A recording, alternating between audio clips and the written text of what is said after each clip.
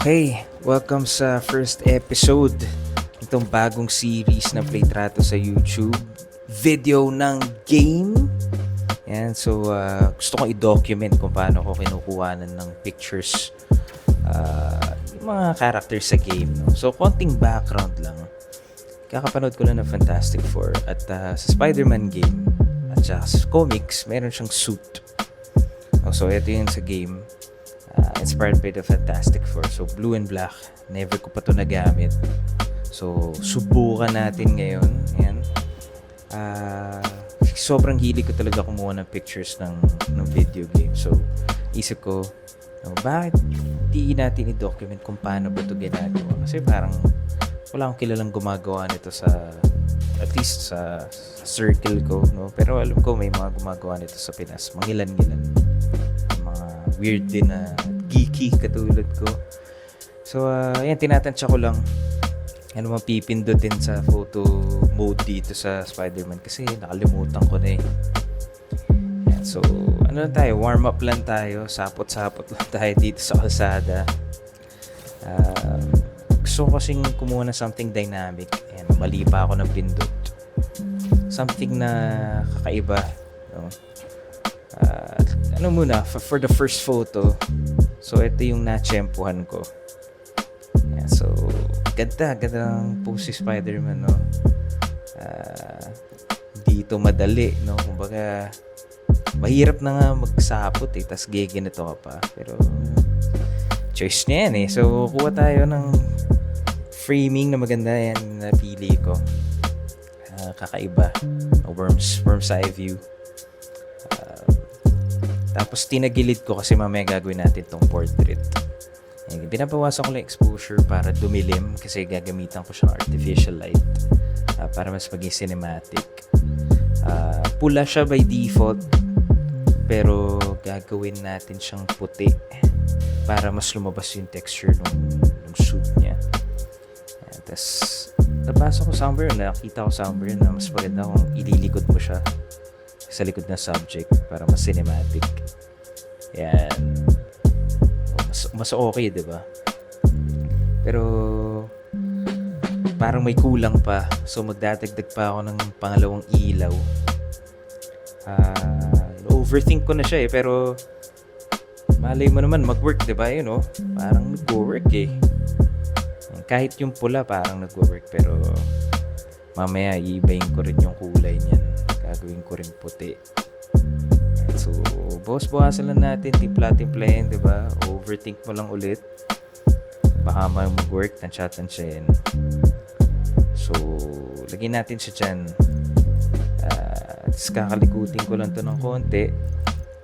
Pero basically, yan yung magiging itsura ng first photo natin. Yan. So, picture natin.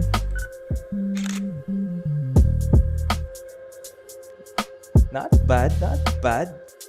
Diba? So, yan. Pinakomplika ko yung transition kasi natuwa ako sa CapCut eh.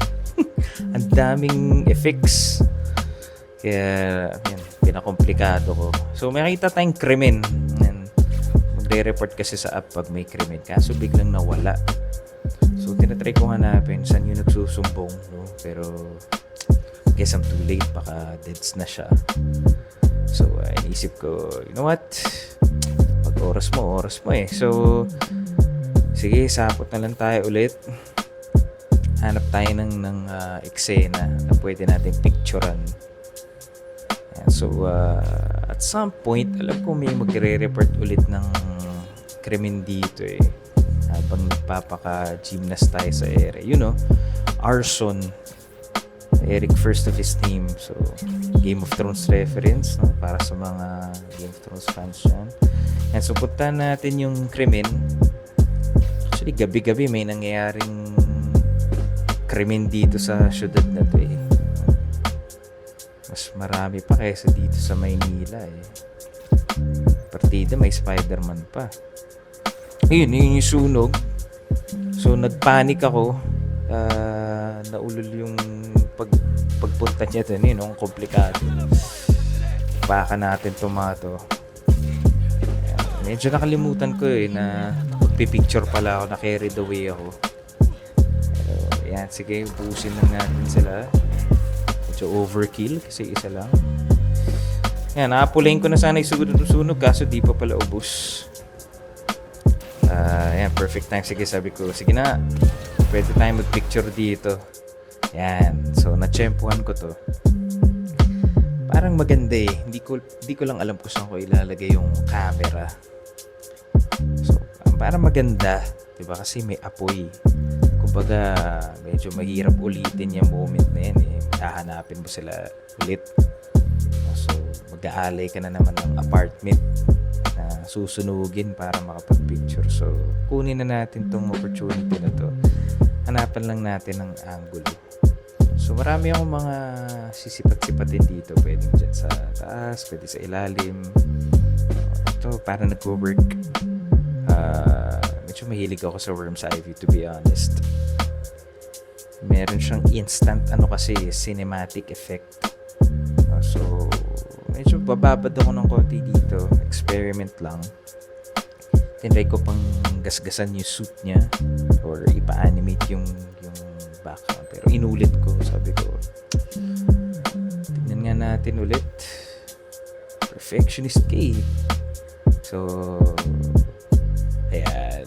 Hindi naman perfect. Konti lang din naman yung nabago. Pero may dagdag kasi na character na parang, uy, nakakita kay Spider-Man, diba? Pero too late na eh. Baka ubos na yung gas niya sa likod. Kasi yung tropa niya na lang yung nagsusunog eh. So, siya? Texture siya kasi malapit siya sa camera, sa foreground. Nakakadagdag lang sa sa ganda nung composition nung litrato. So, tinanggal ko lang yung Spidey sense kasi wala iba doy. Ayan, naglalagay ako ng ilaw dun sa mga spots ng apoy. Kasi para mas pronounced yung tama ng ilaw sa suit. Ayan, makita nyo dun sa bintana. Mas dramatic yung palo kay Spider-Man. So, nung nakita ko nagwo-work, sabi ko, sige, lagyan na rin natin ng apoy yung yung bumubuga sa kamay ni Kuya. So, lagyan natin tinitimpla ko lang yung kulay kasi tinatry ko i-replicate yung apoy, kulay ng apoy. So, ayan, timpla-timpla lang. Tapos dagdagan natin ayan, sa kaliwang kamay niya. Ayan, baba lang natin yung source of light. Tapos tinimpla ko na rin sa taas para mag-match. And finally, yung sa far end na the light. Medyo green nga yung kulay nung nalagay ko pero wala eh, tapos na eh. Na-record ko na eh. So, picture na natin to. In 3, 2, 1. Picture. Ay, hindi sakto. Pero pipicture na yan. Lapit na yan. Tingnan nyo lang yung blink. Yun. Di masama, di ba? Medyo may pa-reveal yung nagpo-portrait eh. So, boom! Pasabugin natin. Komplikadong transition na naman tayo. Papunta dito sa daga. Nakita akong daga kasi sa street. Shoutout sa Koreanong signage doon. No? Shoutout sa mga Koreanong nanonood. Yan yung kasi. Yan. So, napansin ko yung daga nakalutang sa basurahan. So, hindi mag-work tong angle na to kasi pinapasag niya na yung yung veil of parang realism. Wow! Parang di na siya totoo, di ba? Kasi halatang video game na siya kasi lumulutang yung daga eh. So, hanap ako na angle na hindi halatang lumulutang yung paa niya.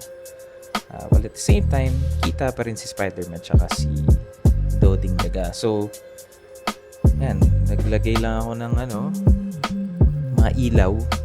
Kunwari may poste ng ilaw, di ba? Na malapit sa kanila. Puti ulit para lumabas yung texture. Kita nyo naman sa mask ni Spidey tsaka sa fur ni Doding Daga. Pumapalo yung ilaw, maganda. So, yan. Pang texture lang ba? Dito sa set of photos na to.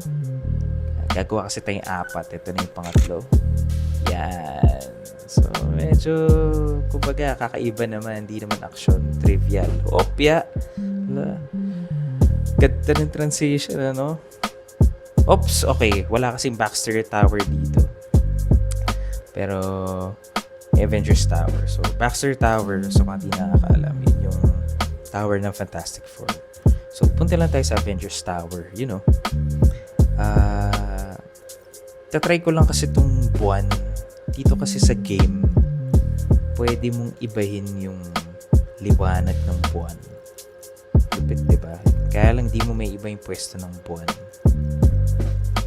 By the way, alam niyo bang fake ang moon, guys? Joke lang. Pero may ipopost akong link sa description about the hollow moon theory. And sabi sa inyo, geek ako eh. Hindi ko alam kung ba't ko binring up, diba? Of all, I mean, weird na i-bring up dito. Pero wala eh, nasabi ko na. At ayoko nang mag-retake. So, yun. Panoorin nyo na lang kung gusto nyo. Yan o, pwede siyang ganyang kaliwanag. Pero sabi kong pangit naman. Balik na lang tayo sa natural. Yung, kung ano yung light niya talaga for this time. Picture na lang natin yung letter A na Avengers. Kasi baka mas okay yun. Pero nahirapan ako. Kasi wala akong kinakapitang sapot sa tabi niya. Siya mismo yung kakapitan. So, mukha siyang tanga. Tinatry mag-photoshoot dun sa A. Sipin mo, no? Makikita mo to. Tinanakawang ka ng holdapper tapos makikita mo si Spider-Man nagliliwaliw lang dun sa taas. May nakidnap nga eh. Abduction.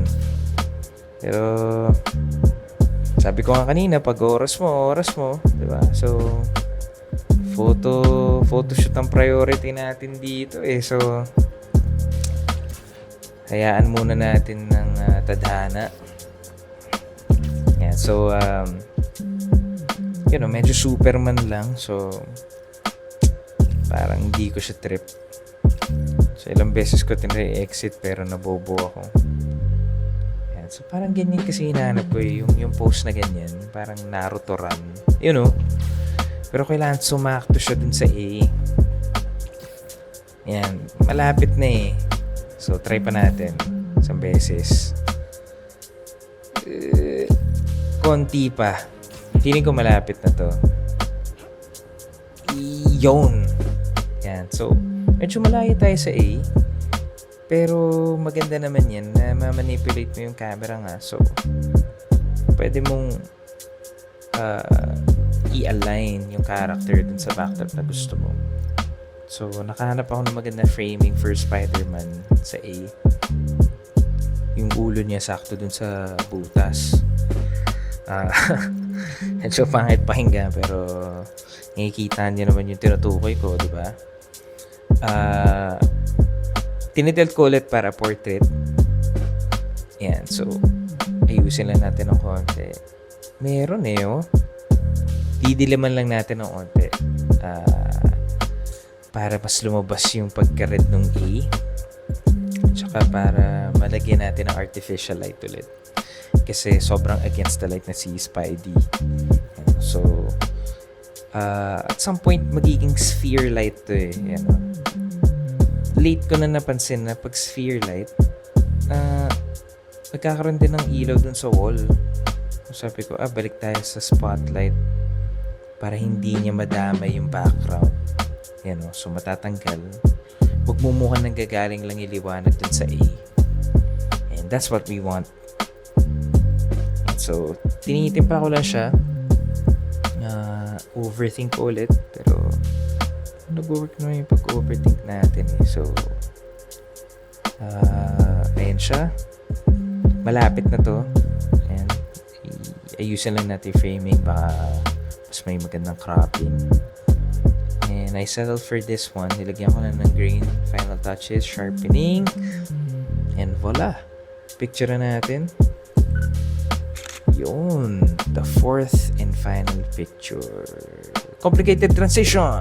Okay. Yun lang. Maraming salamat. Sana nagustuhan nyo. First episode ng video ng game. Ayan. Tinry ko isakto. Yun. Bye-bye.